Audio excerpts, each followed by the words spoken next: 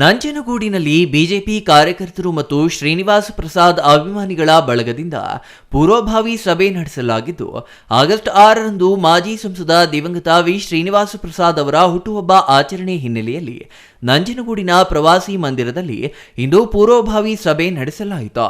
BJP ಜಿಲ್ಲಾ ಉಪಾಧ್ಯಕ್ಷ C ಚಿಕ್ಕರಂಗನಾಯ್ಕ ನೇತೃತ್ವದಲ್ಲಿ ಸಭೆ ನಡೆದಿದ್ದು, ಸಾಮಾಜಿಕ ನ್ಯಾಯ, ರಾಜಕೀಯ ಬದ್ಧತೆ ಜೊತೆಗೆ ಶ್ರೀನಿವಾಸ ಪ್ರಸಾದ್ ಅವರ ಆದರ್ಶಗಳು ಜೀವಂತವಾಗಿವೆ ಎಂದು ಸಭೆಯಲ್ಲಿ ಒಮ್ಮತದ ತೀರ್ಮಾನ ಕೈಗೊಳ್ಳಲಾಗಿದೆ.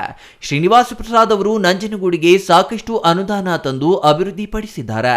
ಮೈಸೂರು ಚಾಮರಾಜನಗರ ರಾಷ್ಟ್ರೀಯ ಹೆದ್ದಾರಿಯ ರೈಲ್ವೆ ಮೇಲ್ಸೇತುವೆ ನಿರ್ಮಾಣಕ್ಕೆ ಅವರ ಪಾತ್ರ ಮಹತ್ವವಾಗಿದೆ.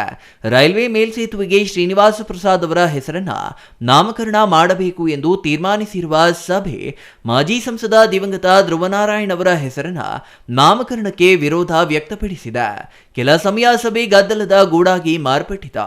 ಬಿಜೆಪಿ ಕಾರ್ಯಕರ್ತರು ಮತ್ತು ಶ್ರೀನಿವಾಸ ಪ್ರಸಾದ್ ಅಭಿಮಾನಿಗಳು ನಂಜನಗೂಡಿನ ನಗರಸಭೆಗೆ ತೆರಳಿ ಶ್ರೀನಿವಾಸ ಪ್ರಸಾದ್ ಅವರ ಹೆಸರಿಡುವಂತೆ ನಗರಸಭಾ ಅಧ್ಯಕ್ಷ ಶ್ರೀಕಂಠ ಮತ್ತು ನಗರಸಭಾ ಆಯುಕ್ತರಿಗೆ ಮನವಿ ಸಲ್ಲಿಸಿದರು.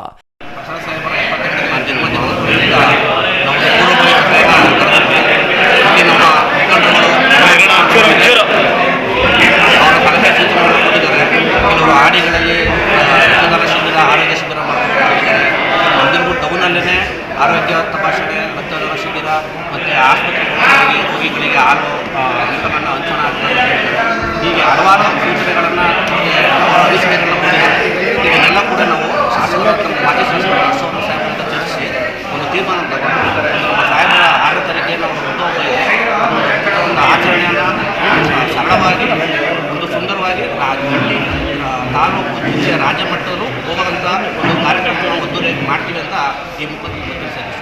ಇನ್ನು ಈ ವೇಳೆ ಬಿಜೆಪಿ ಜಿಲ್ಲಾ ಉಪಾಧ್ಯಕ್ಷ ಚಿಕ್ಕರಂಗನಾಯ್ಕ, ನಗರಸಭಾ ಸದಸ್ಯರಾದ ಮಹದೇವ ಪ್ರಸಾದ್, ಮಹೇಶ್ ಅತ್ತಿಖಾನೆ ಇನ್ನೂ ಹಲವರು ಹಾಜರಿದ್ದರು.